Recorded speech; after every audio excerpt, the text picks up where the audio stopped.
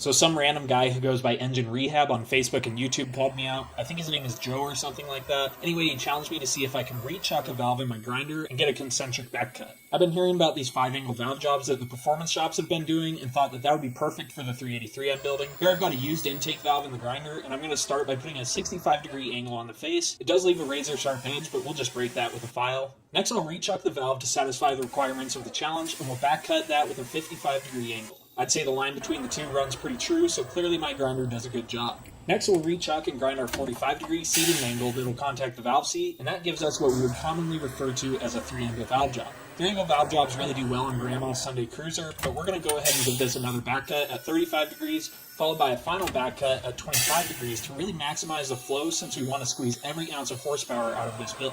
I'll tell you right now, this is far more impressive than the wobbly 2-angle valve job in Engine Rehab's video, and I'd like to see somebody try this on an old Sioux valve.